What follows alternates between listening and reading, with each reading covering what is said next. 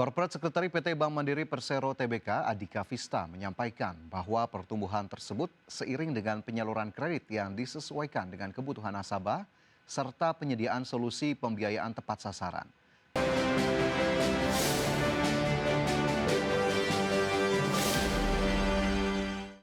Kembali bersama kami dalam IDX First Session Closing, pemirsa kita ke informasi emiten. Emiten perbankan PT Bank Mandiri Persero Tbk mencatatkan pertumbuhan kredit investasi yang solid sebesar 26,3% secara tahunan. Capaian ini sejalan dengan upaya mendukung program pemerintah dalam mendorong pertumbuhan ekonomi dan meningkatkan daya saing industri nasional.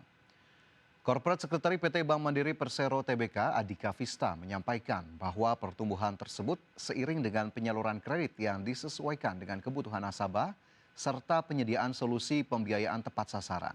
Di mana sektor-sektor utama penopang pertumbuhan tersebut antara lain industri pengolahan, pengadaan listrik, gas, uap air panas dan udara dingin, pengangkutan dan pergudangan serta berbagai sektor produktif lainnya. Adapun dari sisi kualitas aset, emiten berkode saham BMRI menegaskan komitmennya untuk menjaga kualitas kredit tetap sehat dengan secara konsisten menerapkan prinsip kehati-hatian termasuk mempertimbangkan profil risiko masing-masing sektor. Kedepan Bank Mandiri akan terus mendorong pertumbuhan kredit baik di segmen wholesale maupun retail. Selanjutnya pemirsa, emiten semen PT Semen Batu Raja Tbk membidik pertumbuhan pendapatan dan laba bersih dengan level double digit pada tahun 2026. Di mana pihak manajemen tengah menyiapkan sejumlah strategi untuk mendongkrak volume penjualan serta menjaga daya saing industri semen. Emiten semen PT Semen Batu Raja Tbk membidik pertumbuhan pendapatan dan laba bersih dengan level double digit pada tahun 2026. Di mana anak usaha dari Semen Indonesia Group ini tengah menyiapkan sejumlah strategi untuk mendongkrak volume penjualan, sekaligus menjaga daya saing di tengah industri semen yang masih kompetitif. Corporate Secretary PT Semen Batu Raja Tbk Hari Liandu melaporkan bahwa realisasi volume produksi dan penjualan semen perseroan di tahun 2025 mencapai sekitar 2,46 juta ton atau meningkat sekitar 10% dibandingkan tahun 2024. Dengan capaian tersebut, emiten berkode saham SMBR bertekad untuk menjaga stabilitas volume produksi agar tumbuh sekitar 12,6% pada akhir tahun mendatang. Sementara itu, pihak manajemen telah memetakan sejumlah tantangan dan peluang yang akan mengiringi industri semen pada tahun ini, termasuk tantangan dari permintaan semen di Indonesia yang menunjukkan tren kontraksi pada beberapa tahun terakhir. Kondisi ini antara lain disebabkan melambatnya proyek konstruksi serta penurunan pembelian semen di sejumlah wilayah besar seperti Jawa dan Kalimantan. Di sisi lain, kapasitas produksi nasional masih jauh melebihi permintaan domestik sehingga menyulitkan utilisasi pabrik dan menekan harga serta margin keuntungan. Adapun dari sisi pemasaran, perusahaan fokus pada penetrasi pasar regional, retail, dan proyek infrastruktur serta penguatan merek di wilayah inti. Guna meluluskan berbagai strategi tersebut, perseroan menyiapkan belanja modal sebesar 69,87 miliar rupiah yang akan digunakan untuk pemeliharaan rutin pabrik, pembelian alat bantu operasional, serta pengembangan fasilitas produksi. Berbagi sumber IDX Channel. Emiten pertambangan PT Buma International Group Tbk terus mengakselerasi ekspansi bisnis global sekaligus memperdalam strategi diversifikasi usaha di luar batubara. Terbaru emiten berkode saham DOID ini akan memperkuat portofolio internasionalnya melalui penyertaan saham di perusahaan tambang tembaga asal Australia 29 Metals Limited. Dalam keterangan resminya, langkah tersebut dilakukan lewat anak usaha perusahaan di Singapura, Bukit Makmur Mandiri Utama, PTE Ltd atau Buma SG dengan menandatangani surat prakomitmen untuk mengambil bagian dalam penawaran hak institusional yang dilakukan 29 Metals. Dalam skema tersebut, Buma SG berkomitmen mengeksekusi seluruh haknya secara prorata guna mempertahankan porsi kepemilikan sebesar 19,44%.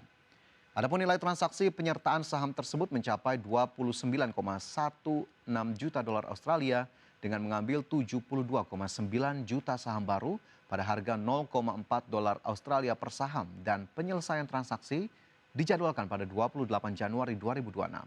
Setelah transaksi rampung, jumlah saham Buma SG di 29 Metals, maksud kami 29 Metals, akan meningkat dari 266,82 juta saham menjadi 339,73 juta saham, meski persentase kepemilikannya tetap tidak berubah. Pemirsa, Kementerian Perindustrian menyatakan PT Ultra Jaya Milk Industry and Trading Company (TBK) berinvestasi 1,14 triliun rupiah untuk memperkuat pasokan susu UHT bagi program makan bergizi gratis. Investasi ini dilakukan guna memastikan ketersediaan produk bergizi secara berkelanjutan. Kementerian Perindustrian menyatakan PT Ultra Jaya Milk Industry and Trading Company (TBK) berinvestasi 1,14 triliun rupiah untuk memperkuat pasokan susu UHT bagi program makan bergizi gratis. Ultra Jaya merealisasikan investasinya melalui pengoperasian pabrik baru di kawasan industri MM 2100 Cibitung, Kabupaten Bekasi. Pabrik tersebut mulai beroperasi sejak 8 Desember 2025 dan difokuskan untuk produksi susu UHT kemasan 125 ml dan 200 ml. Fasilitas ini disiapkan untuk mendukung pemenuhan kebutuhan susu dalam program makan bergizi gratis. Pabrik baru Ultra Jaya telah menerapkan teknologi industri 4.0 untuk meningkatkan efisiensi dan produktivitas. Teknologi yang digunakan meliputi Automated Guide Vehicle, Autopilot Forklift, Manufacturing Execution System, serta sistem gudang otomatis berbasis ASRS. Selain itu, pabrik juga dilengkapi fasilitas pengolahan limbah cair melalui wastewater treatment plant dengan sistem ultrafiltration.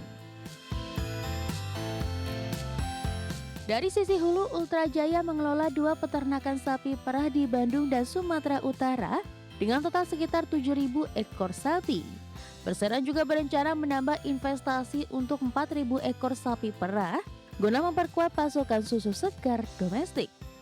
Adapun Kemenperi menilai sinergi investasi, digitalisasi, dan kemitraan dengan peternak menjadi kunci keberhasilan program MBG secara berkelanjutan. Berbagai sumber, IDEX Channel. Sementara itu, Menteri Sosial Saifullah Yusuf menegaskan bahwa MOU ini merupakan kelanjutan dari instruksi Presiden nomor 8 tahun 2025 tentang optimalisasi pelaksanaan pengentasan kemiskinan dan penghapusan kemiskinan ekstrim dan Inpres nomor 9 tahun 2025 tentang percepatan pembentukan Kopdes Kelurahan Merah Putih. Gus Ipul mengungkapkan melalui sinergi antara lembaga, para KPM, Bansos dapat memanfaatkan Kopdes Merah Putih sebagai tempat untuk memasarkan produk-produk yang dihasilkan, termasuk untuk mendapatkan kebutuhan pokok sehari-hari. Adapun hingga saat ini Kementerian Koperasi masih terus melakukan pembangunan gerai gudang dan sarana pendukung lainnya dari Kopdes Kelurahan Merah Putih secara nasional sebanyak 27.191 unit. Instruksi Presiden nomor 8 dan nomor 9. Instruksi Presiden nomor 8 itu menyangkut penanggulangan dan penghapusan kemiskinan ekstrim yang termasuk di dalamnya penyelenggaraan sekolah rakyat dan bansos tepat sasaran. Sementara Inpres nomor 9 ini adalah menyangkut pemberdayaan yang salah satunya lewat